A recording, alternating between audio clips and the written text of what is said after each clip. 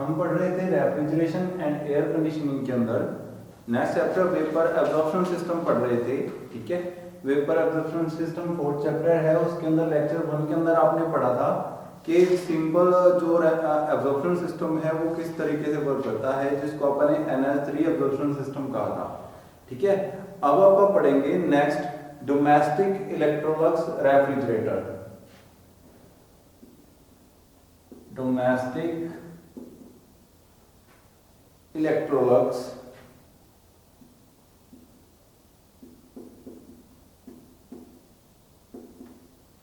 Refrigerator.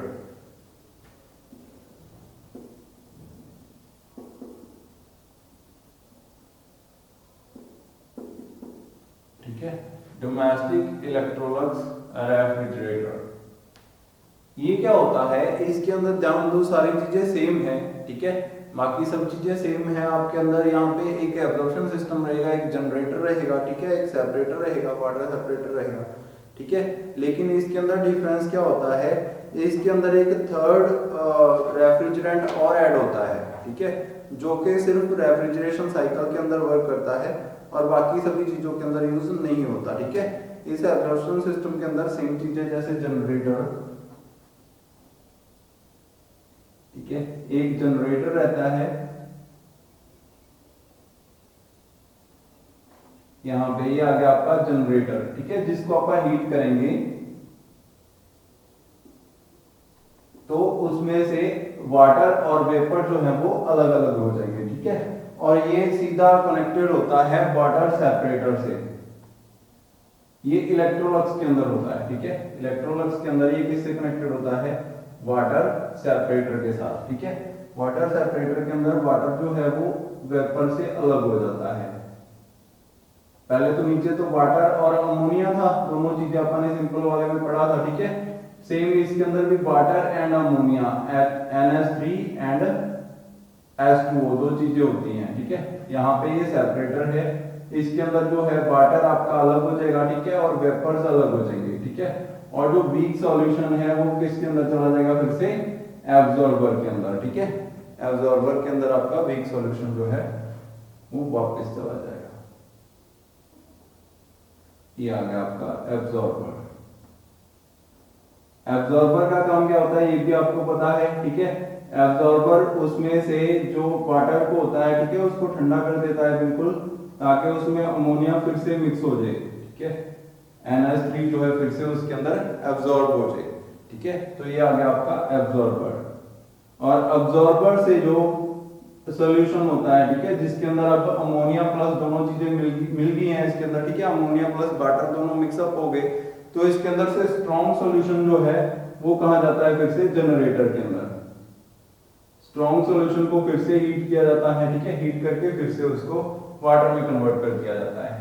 अब इसके अंदर आपका कहेंगे कि इवेपोरेटर, तो यहां से जो आपका वेपर्स हैं, ठीक है, वेपर जो कन्वर्ट हुए, वेपर कहां जाते हैं आपके, ठीक है, कंडेंसर के अंदर यहां से। ठीक है, यहां पे आ गया आपका कंडेंसर। कंडेंसर, ठीक है, कंडेंसर के अंदर पहुंच गए। ठीक है, कंडेंसर से वो जाते हैं आपके इवेपोरेटर के अंदर। ठीक है, कंडेंसर से जो वेपर्स थे, कंडेंसर से क्या बन गए, वो लिक्विड के अंदर कन्वर्ट हो गए, लिक्विड से वो गए आपके इवेपोरेटर के अंदर। यहां है आपका इवेपोरेटर। ठीक है, कैसे भी डायग्राम बना सकते हो, जो पार्ट्स है वो सीरीज में होने चाहिए। ठीक है, इवेपोरेटर जहां पे कनेक्टेड है वहीं पे होना चाहिए। तो ये आ गया आपका इवेपोरेटर। ये है कूलिंग स्पेस, यहां पे कूलिंग करनी है। ठीक है, इवेपोरेटर से जो फिर से सॉल्यूशन, अब जो इवेपोरेटर के अंदर ये सॉल्यूशन कहां चला गया, फिर इसके बाद आपका फिर से एब्जॉर्बर के अंदर। ठीक है, यहां पे सिर्फ वीक सॉल्यूशन जो था वो नीचे आया। ठीक है, इसके अंदर जो वीक सॉल्यूशन था वो कहां चला गया, नीचे आ गया। यहां से जो पूरे वेपर्स थे वो वापस इसके अंदर से घूम के वो कहां चले गए, फिर से इसके अंदर आ गए एब्जॉर्बर के अंदर। अब एब्जॉर्बर के अंदर क्या क्या चीजें आ रही है ध्यान देना। सबसे पहले एक तो आपका था इसके अंदर जनरेटर से आपने क्या किया, वेपर बनाए।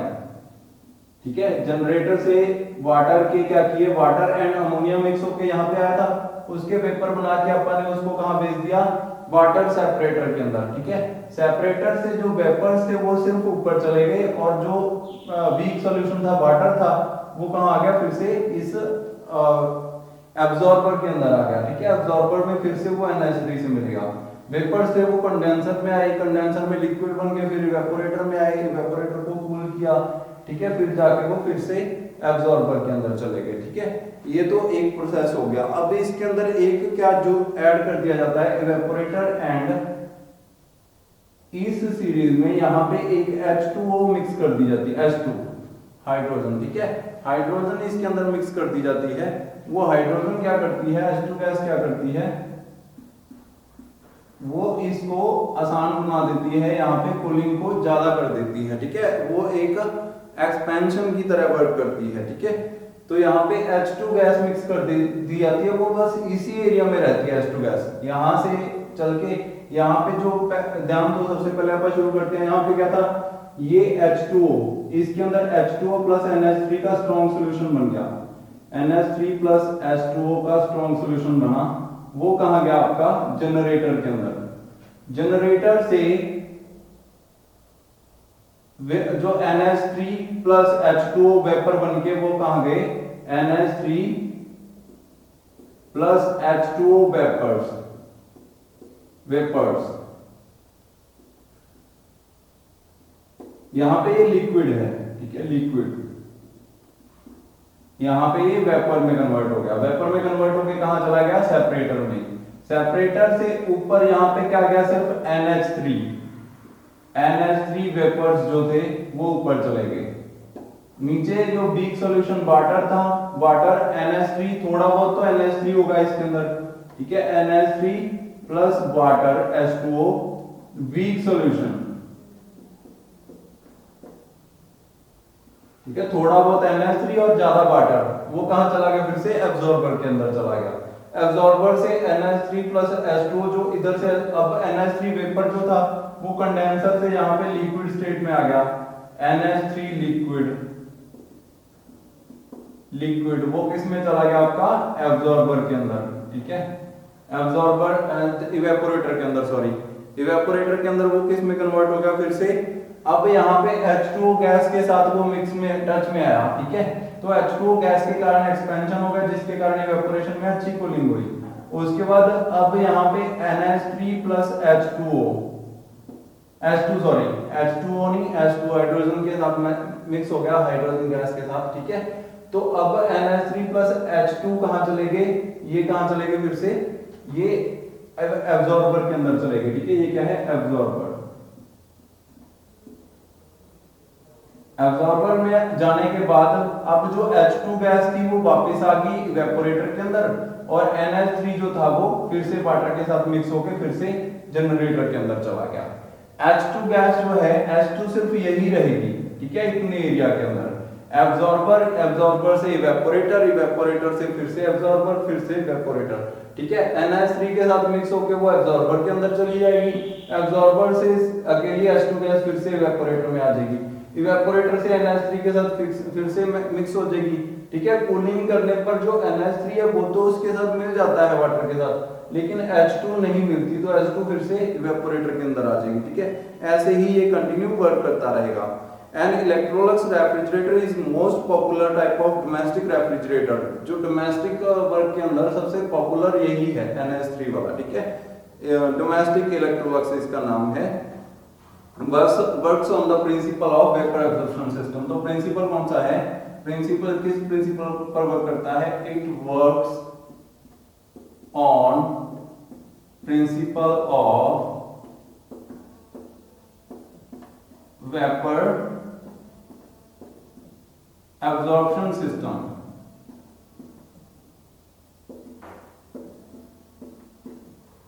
वेपर एब्जॉर्प्शन सिस्टम प्रिंसिपल पर ये वर्क करता है। ठीक है, और उसके बाद इसके अंदर और क्या चीजें होती हैं, it employs 3 fluids system. It employees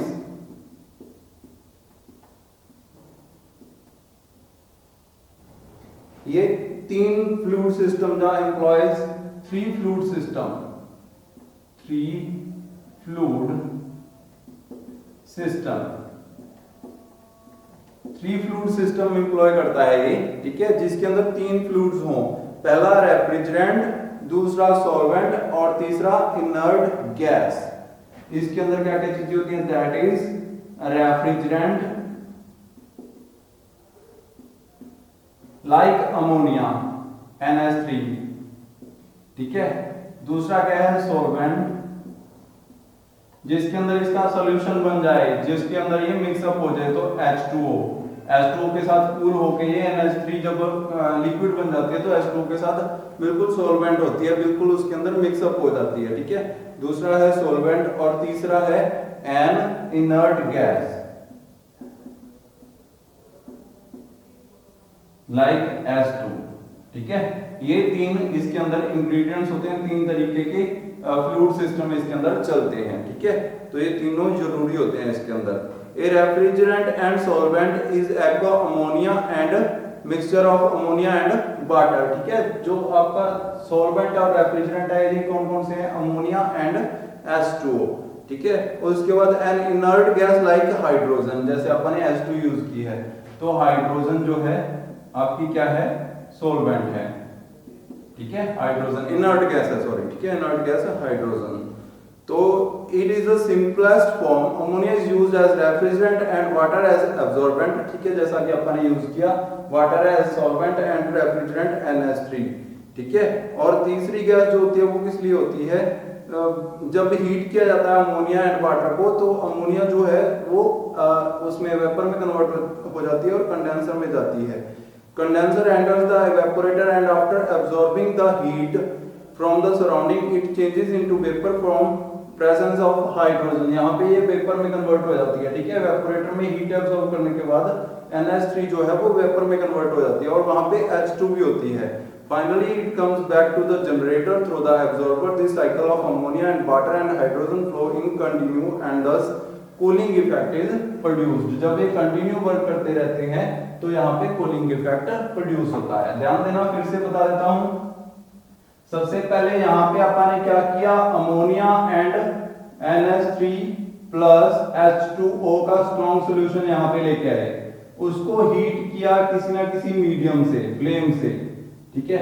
flame से उसको हीट करने के बाद जब वो हीट हो गया तो उसमें से वेपर NH3 के बन के वाटर को इतना गर्म नहीं हुआ, थोड़ा बहुत वाटर भी गर्म हुआ, ठीक है। तो वो वेपर्स दोनों के कहां चले गए? यहाँ पे चले गए। लेकिन अमोनिया बिल्कुल गैस बन गई और वाटर को मैंने यहाँ पे अलग कर लिया, तो गैस को मैंने कहां भेज दिया? ऊपर। यहाँ पे पंप के थ्रू इसको इसके अंदर भेजा जाएगा, ठीक है। यहाँ पे वाटर जो है वो अलग हो जाएगा और वेपर्स जो है वो NH3 के हैं वो अलग हो जाएंगे, गैस जो है वो अलग हो जाएगी। NH3 अकेली रह जाएगी, ऊपर आएगी, कंडेंसर के अंदर उसको लिक्विड फॉर्म में कन्वर्ट कर लिया जाएगा फिर से। अब वो लिक्विड जाएगी इवेपोरेटर के अंदर, यहाँ पे H2 उसके साथ मिक्सअप होगी, H2 और दोनों गैसेस मिलके जाएंगी इवेपोरेटर को ठंडा करेंगी, ठीक है। उसके बाद दोनों जाएंगी एब्जॉर्बर के अंदर। एब्जॉर्बर के अंदर NH3 जो है वो फिर से वाटर के साथ मिक्स हो जाएगी और जो H2 गैस थी वो वापस इवेपोरेटर में आ जाएगी। और यहाँ पे NH3 प्लस H2O एब्जॉर्बर के अंदर मिक्स होके फिर से स्ट्रॉन्ग सॉल्यूशन बना लेंगे, तो वो कहां चला जाएगा? फिर से आपका जनरेटर के अंदर। तो ये है स्ट्रॉन्ग सॉल्यूशन, ठीक है।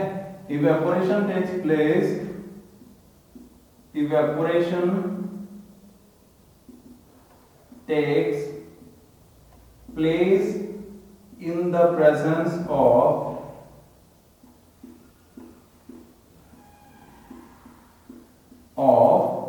H2 means hydrogen,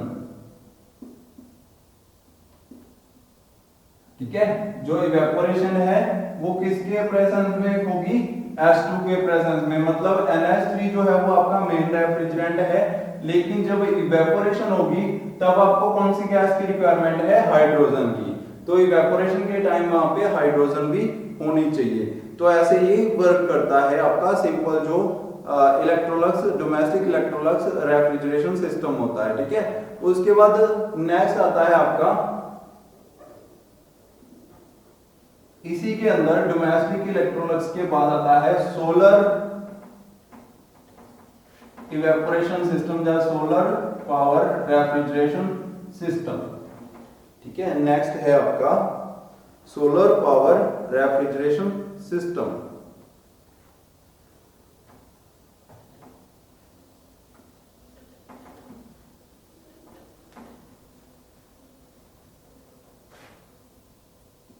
solar power refrigeration system.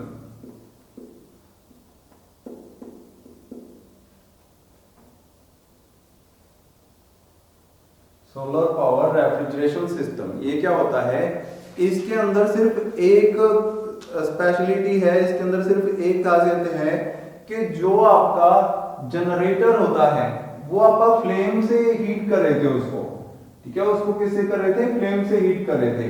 लेकिन अगर मैं सोलर पैनल यूज करूं टू हीट, अगर मैं इसको हीट करने के लिए एक सोलर पैनल जो कि छत के ऊपर लगा हुआ है, ठीक है, मैं छत के ऊपर एक सोलर पैनल लगाऊंगा।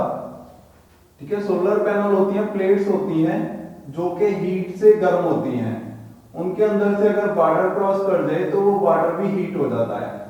मतलब कि सूर्य की रोशनी को डायरेक्ट किस में कन्वर्ट करता है? वो हीट के अंदर कन्वर्ट करता है, हीट एनर्जी जो आपको मिलती है। ठीक है, जैसे मैंने यहाँ पे प्लेट्स लगा रखी हैं, सोलर प्लेट्स हैं, इनका काम क्या है? हीट एनर्जी जो कि सूर्य से मिलती है, रेडिएशन, उसको किस में कन्वर्ट करना है? ठीक है, उसको हीट में कन्वर्ट करना है। तो इसको, इन तीनों प्लेट्स को मैं आपस में ज्वाइंट करके,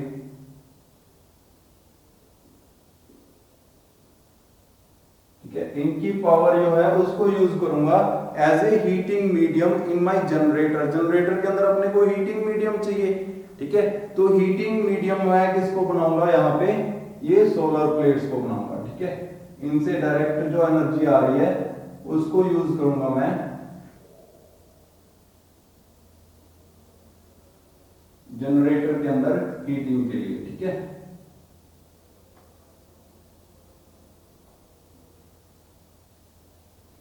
यहां पे लेके आऊंगा इनको। ठीक है, इसको मैं एक बार रफ कर लेता हूं।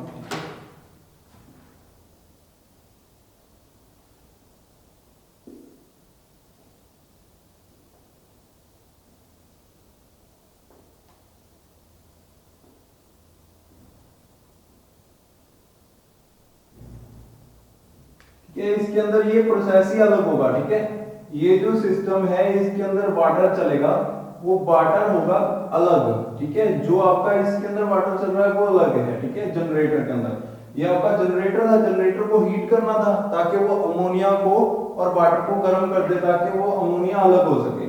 तो यहाँ पे मैं एक कोयल लगाऊंगा, उसके अंदर वाटर आएगा हीटिंग के लिए, वो आएगा सोलर पैनल से, और सोलर पैनल में किस कहां से जाएगा? फिर से यहीं से। ठीक है, एक अलग से प्रोसेस चला दूंगा, उसके अंदर एक पंप होगा, वो पंप जो है उसका काम क्या होगा? बस यहां से वाटर को पंप करना ऊपर सोलर पैनल में, और सोलर पैनल से वो गर्म होकर फिर से कहां जाएगा? जनरेटर के अंदर। अब इसके अंदर भी थोड़ी सी साइंस है। ठीक है, ध्यान देना, जो वाटर गर्म होता है, ठीक है, अब इसके अंदर सोलर प्लेट्स का काम क्या है? पानी को अपने अंदर से निकालना और उसको गर्म करना। जो ठंडा पानी होता है, जो कूल्ड वाटर और कूल्ड लिक्विड होता है, ठीक है, वो नीचे रहता है, और जो गर्म होता है वो ऊपर चला जाता है। ठीक है, जब नीचे से पंप किया जाएगा तो सबसे पहले गर्म पानी जो है वो ऊपर से बाहर आएगा। ठीक है, उसके बाद यहाँ भी ऊपर जाएगा सबसे पहले गर्म पानी। जब ऊपर जाएगा तो वो उसको लिक्विड जो यहाँ पे था, ठीक है, अमोनिया प्लस वाटर, ठीक है, उसको गर्म करेगा। जैसे जैसे वो गर्म होता जाएगा, अमोनिया प्लस वाटर ये ठंडा होता जाएगा। जैसे जैसे ये ठंडा होता जाएगा फिर से नीचे की ओर जाएगा, यहां से इसको पंप से फिर से ऊपर भेज दिया जाएगा, फिर से सोलर पैनल के टच में आएगा, और सोलर पैनल फिर से उसको गर्म करके फिर से नीचे भेज देगा। ठीक है, ये प्रोसेस ऐसे ही चलता रहता है। तो यहाँ पे हॉट वाटर जो है, हॉट वाटर वो नीचे की ओर जाएगा। ठीक है, यहां से ये उसको गर्म करके फिर से ये कोल्ड वाटर है, ठीक है, कोल्ड वाटर फिर से ऊपर की ओर जाएगा, ऊपर जाएगा, फिर से पंप होके फिर से, बाकी सारा प्रोसेस सेम है, बाकी कुछ भी सिस्टम के अंदर कोई चेंज नहीं है। अब आपको ये पता है कि अब सोलर पैनल से एक हीटिंग मीडियम है, सोलर पैनल मतलब कोई उसको आप गर्म करने के लिए, पानी को गर्म करने के लिए यूज कर सकते हैं, उसके जरिए आप रेफ्रिजरेशन सिस्टम कैसे बना सकते हैं ये अब आप जानते हो, ठीक है। कैसे सोलर पैनल से आप रेफ्रिजरेशन सिस्टम चला सकते हो, ये वाला प्रोसेस है। अब ध्यान दो, यहाँ पे फिर से अमोनिया प्लस वाटर था ना, दोनों दोनों इसके अंदर थे। जब आपने इधर से इसको गर्म कर दिया पानी को, तो बहुत ज्यादा गर्म पानी इसके अंदर आया, तो उसके अंदर क्या हुआ, उसने अमोनिया प्लस वाटर को गर्म कर दिया। तो वाटर तो इतना गर्म नहीं हुआ कि उसके वेपर बन सके, लेकिन अमोनिया जो होता है उसको बहुत ही लो टेम्परेचर पर ही वो अलग हो जाता है पानी से। तो जैसे ही लो टेम्परेचर हुआ, उतना टेम्परेचर जितना अमोनिया को वेपर बनने के लिए चाहिए वो वेपर बन गया। उसको पंप किया मैंने यहाँ पे अमोनिया प्लस वाटर को, ये सेपरेटर है। यहाँ पे वाटर जो है वो नीचे रह जाएगा, सिर्फ वेपर जो है वो ऊपर रह जाएंगे। तो वेपर जो थे फिर से वो सारे प्रोसेस के अंदर घूम के फिर से यहाँ पे आए, ठीक है। इसके अंदर आपका ये सिस्टम भी लगाने की जरूरत नहीं है H2 वाला, इसके अंदर सिंपल पहले वाला सिस्टम ही यूज कर सकते हो आप, जिसके अंदर सिर्फ एक ही गैस थी NH3, ठीक है। तो NH3 जो है वो एब्जॉर्बर के अंदर जाएगी, NH3 एब्जॉर्बर के अंदर जाके, ठीक है, फिर से उसके अंदर वाटर के अंदर मिक्सअप हो जाएगी, फिर से वो जनरेटर के अंदर जाएगी, फिर से यहाँ पे आएगी, ठीक है। इसके अंदर प्रोसेस के अंदर H2 आप यूज करते ही नहीं, ये सिंपल ऐसे डायग्राम बनाना है आपने, ठीक है। H2 वाला सिस्टम भी यूज कर सकते हो, ठीक है, ये सिस्टम भी यूज कर सकते हो सिंपल वाला। यहाँ पे एक एक्सपेंशन वाल्व रहेगा इसके अंदर, ठीक है। एक्सपेंशन वाल्व के बाद इवेपोरेटर में आएगा वो, जिसके कारण बहुत ज्यादा कोल्ड हो जाएगा, फिर से वो प्रोसेस सारा सिस्टम ऐसे चलता रहेगा। ये एक अलग साइकिल है इतना। और यहां से ये जो साइकिल है ये सोलर सिस्टम वाला, सोलर पैनल वाला, ये अलग सिस्टम है, ठीक है। तो ये है ऊपर सोलर प्लेट्स, ये है सोलर प्लेट्स,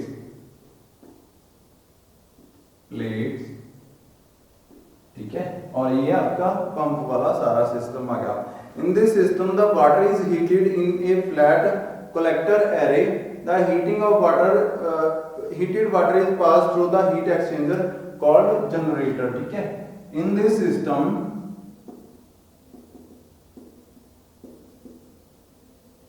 the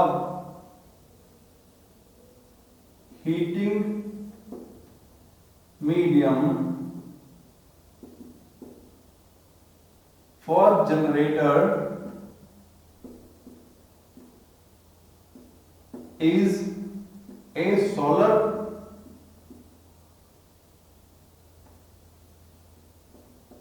प्लेट्स ऐसा लिख सकते हो, ठीक है, प्लेट्स। एंड जो वाटर होता है हीट करके सोलर प्लेट से, ठीक है, water heated in the plates passes through heat generator, ठीक है, जनरेटर के थ्रू पास करते हैं वो, तो जनरेटर को गर्म कर देते हैं, ठीक है। And heat the generators liquid को, जनरेटर के लिक्विड्स को वो गर्म कर देते हैं। उसके बाद सारा प्रोसेस सेम है, ठीक है, बाकी इधर से जो है वो सारे प्रोसेसेस सेम हैं। तो लास्ट में जब आप लिखोगे कि जो कोल्ड वाटर है जो कि जनरेटर से अब ठंडा होकर निकल गया, वो फिर से सोलर पैनल के अंदर जाता है, ठीक है। ऐसे ही ये प्रोसेस कंटिन्यू वर्क करता रहेगा। ये है आपका सोलर पावर रेफ्रिजरेशन सिस्टम। इसके अंदर डिफरेंस कुछ भी नहीं आया, जस्ट आपने हीटिंग मीडियम चेंज कर दिया।